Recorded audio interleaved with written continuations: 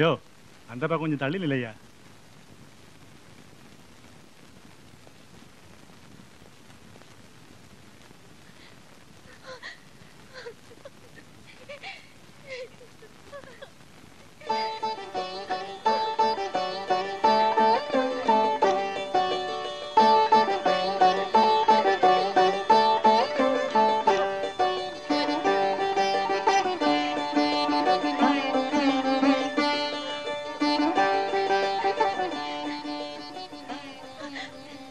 Sorry, உள்ளே போக முடியாது.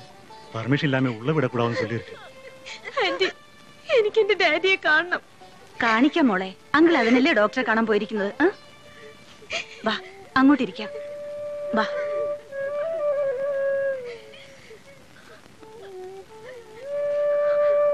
പറയുന്ന കേക്ക്.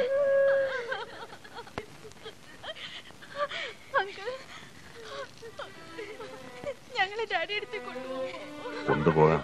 എന്താണ് പൊസിഷൻ എന്ന് ഡോക്ടർ നോക്കട്ടെ. എന്താ മോളെ നീ ഇങ്ങനെ കരയല്ലേ? സമാധാനിക്ക്. ഈശ്വരൻ ഒന്നും വരുത്തില്ല. രമണി, കുട്ടികളെ സമാധാനിക്കും.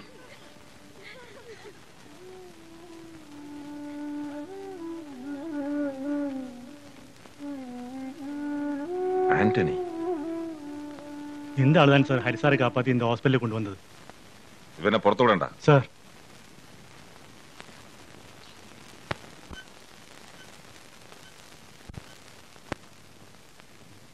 ഹരി, ഹരിദാസ്, ഹരി, ഹരി, എന്റെ മക്കൾ പുറത്തുണ്ട്. വിളിക്കണം. കുട്ടികളെ വിളിക്കും. അലിയാരും സംഘവും തന്നെയാണ് നിന്നെ ആക്രമിച്ചത് അല്ലേ? അതെ. ആന്റണിയെ പ്രതി ചേർക്കരുത്. അയാളാണ് എന്നെ രക്ഷിച്ചത്. അയാൾ എന്റെ മക്കളിൽ ഒരാളുടെ അച്ഛനാണ്. ആരുടെ? ചോദിക്കരുത്. അതാരും അറിയുന്നത് എനിക്കിഷ്ടമല്ല. നീ പോലും.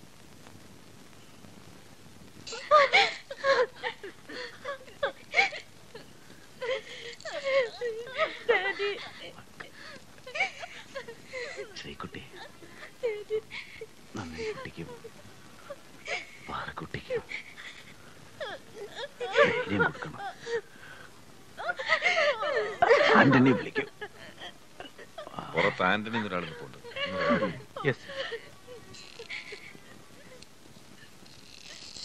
நீதான் ஆண்டனி. உள்ளவா.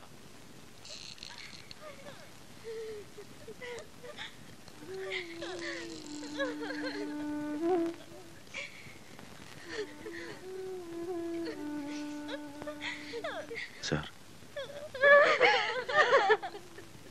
ആന്റണി സാർ, എന്റെ 3 മക്കളെയും പൊന്നുപോലെ നോക്കണം സാർ. ഒരച്ഛന്റെ മനസ്സ് സാറ് മനസ്സിലാക്കണം. ഇതിലാരാണ് എന്റെ സ്വന്തം മകൾ? ദൈവത്തെ ഓർത്ത് പറയണം. അങ്ങനെ ചിന്തിക്കരുത്. ഞാൻ അങ്ങനെ വേർതിരിച്ചിട്ടില്ല. എല്ലാം എല്ലാരും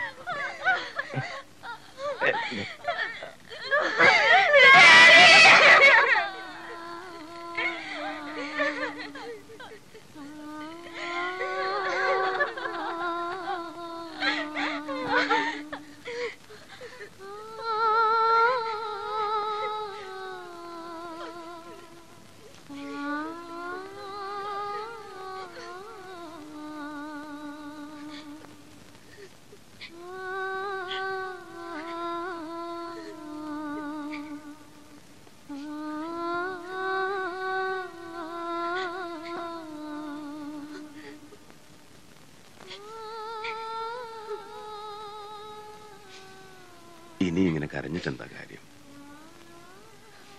എഴുന്നേറ്റ് കുളിച്ചെന്തെങ്കിലും കഴിക്കേ.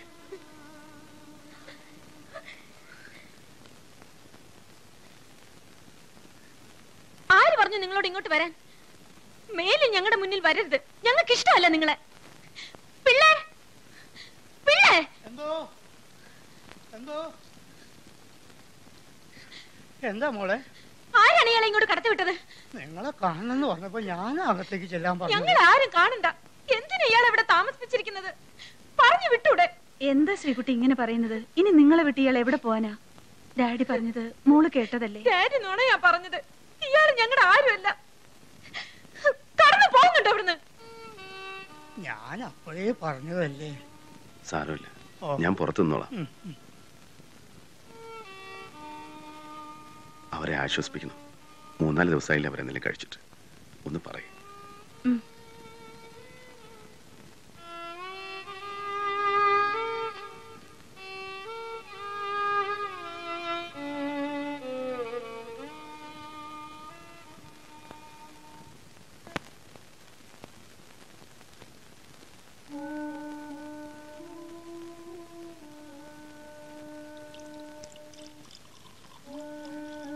രാജഗോപാലൻ സാറിനെ കാത്തിരുന്ന നമ്മൾ പട്ടിണിയാവുള്ളൂ. ഇന്നലെ വരുമ്പോ രാത്രി 1 മണി. ഇന്ന് ഉച്ചയ്ക്ക് വരാന്ന് പറഞ്ഞു പോയതാ. ഏത് കാട്ടിലാന്ന് അറിഞ്ഞാലേ നമുക്ക് എന്തെങ്കിലും ഭക്ഷണം എത്തിക്കാൻ പറ്റുള്ളൂ. കഴിച്ചോളൂ.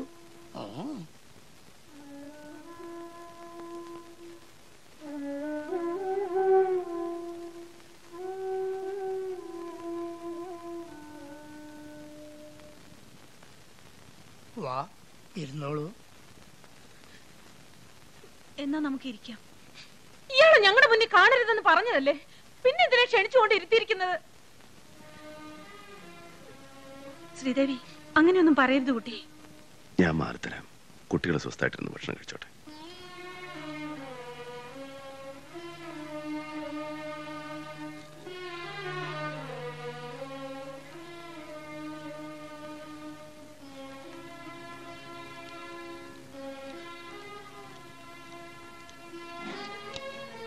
ഇത്തിരി കൂടിപ്പോയി മോളെ.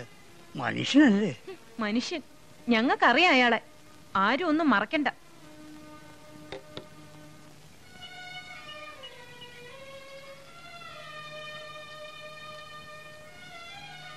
അല്ല, ഇവിടെ വന്നിരിക്കുകയാണോ? അകത്തേക്ക് വരൂ, അവിടെ ഇരിക്കാം. വേണ്ട, കുട്ടികള് അവര് മുകളിലാ. രാജഗോപാലൻ സാറും ഭാര്യയും വന്നത് ഭാഗ്യം. അല്ലെങ്കിൽ ഒന്ന് ആസ്വദിക്കാൻ പോലും ആരാ ഉള്ളത്? വരുന്നേ. അവരെന്നെ കാണണ്ട. എന്നെ കണ്ടാൽ ചിലപ്പോ ഇഷ്ടാവൂല. എന്നാ കിടക്കാറാകുമ്പോഴേക്കും അങ്ങോട്ട് വന്നോളൂ. പിള്ളേ, ഓ,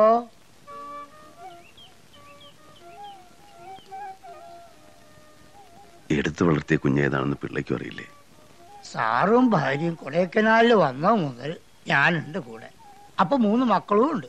ഇങ്ങനൊരു കഥ ഞാൻ ആദ്യമായിട്ട് കേൾക്കണം. ആരോട് ചോദിച്ചാലേ ദൈവമേ സത്യം ഒന്നറിയാം.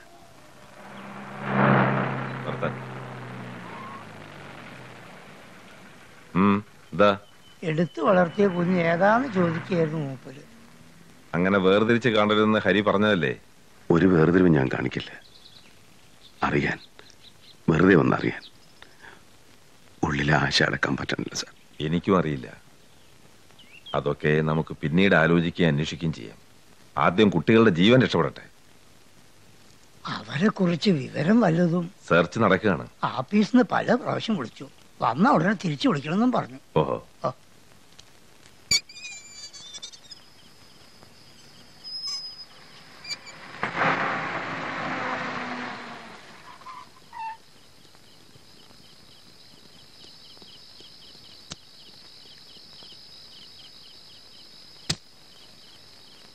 രണ്ട് മൂന്ന് ആളുകൾ കാണാൻ കാത്തു നിൽക്കുന്നു. ആരാണ്? അറിയില്ല. അകത്ത് കയറി ഇരിക്കാൻ പറഞ്ഞിട്ട് കേട്ടിട്ടില്ല. അവിടെ ഉണ്ട്.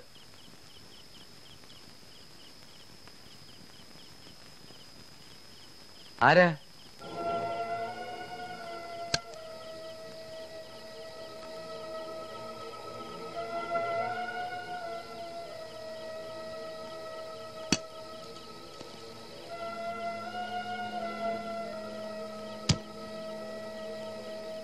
ഇപ്പൊ എന്തിനാ ഇങ്ങോട്ട് വന്നത്?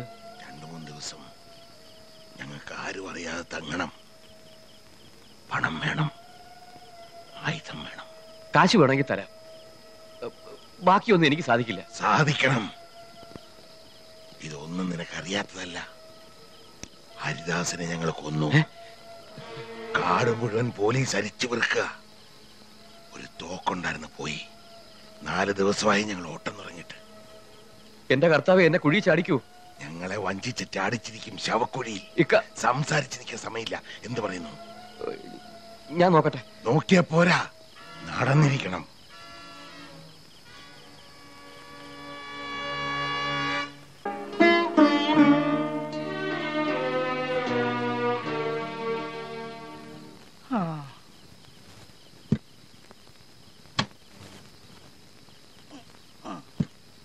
രാജഗോപാലൻ സാർ പോവാണ്. അതെ, സാർ ഇവിടെ പോയ പിന്നെ ഇവിടെ കുട്ടികളെയും കൊണ്ട് പോവാനായിരുന്നു പരിപാടി. അവര് സമ്മതിക്കണില്ല. ഉദ്യോഗം കളഞ്ഞിട്ട് ഇവിടെ നിൽക്കാൻ പറ്റുമോ? സാറ് ആകെ വിഷമത്തില. കൊച്ചമ്മ പോണില്ല, അത്രയും ആശ്വാസം.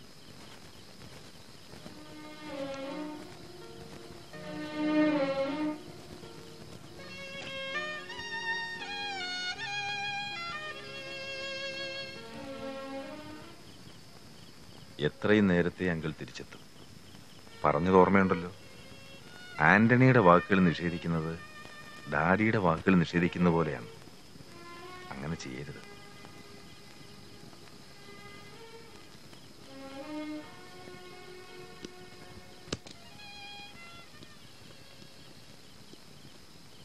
എല്ലാം നോക്കിക്കൊള്ളണം. വരട്ടെ.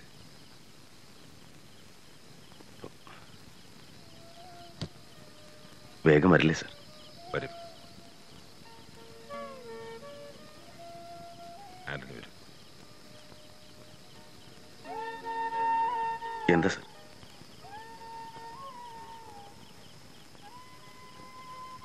ആന്റണിയെ വിശ്വസിച്ചാണ് ഞാൻ പോകുന്നത്. കുട്ടികൾക്കിനി ആന്റണി മാത്രമേ ഉള്ളൂ. ഒന്നുകൂടെ പറഞ്ഞു കേൾക്കണം സാർ. അത് എന്ത്? എന്നെ വിശ്വാസമാണെന്ന്. കുട്ടികൾക്കിനി ഞാൻ മാത്രമേ ഉള്ളൂ. സാറത് പറഞ്ഞു കേട്ടപ്പോ സന്തോഷായി. അവരെന്റെ സ്വന്തമാണ് അല്ലേ സാർ? അതെ, ആന്റണിയുടെ സ്വന്തമാണ്. എന്റെ സ്വന്തം, എന്റെ മക്കള്. ജയിലിൽ നിന്ന് ഇറങ്ങുമ്പോ ജീവിക്കാൻ ഒട്ടും ആശയുണ്ടായിരുന്നില്ല സാർ. ഇപ്പൊ എനിക്ക് ജീവിക്കണമെന്ന് തോന്നുന്നു. ആർക്കെങ്കിലും വേണ്ടി ജീവിക്കാൻ വേണ്ടിയുള്ള ജീവിതം വന്നുള്ളൂ അല്ലേ സാർ? അതെ, കുട്ടികൾ ആന്റണിയെ പെട്ടെന്ന് അംഗീകരിച്ചു എന്ന് വരില്ല. വേണ്ട, എനിക്കറിയാം സാർ. ഒരിക്കലും അംഗീകരിക്കണ്ട. പക്ഷേ എനിക്ക് സ്നേഹിക്കാലോ. എന്റെ മനസ്സിൽ എനിക്ക് ഓമനിക്കാലോ. താരാട്ട് പാടാലോ. പുറത്തുനിന്നുള്ള സാർ, വാതിലിന് പുറത്ത് നായെ പോലെ ഞാൻ ഇവിടെ കാവൽ കിടന്നു.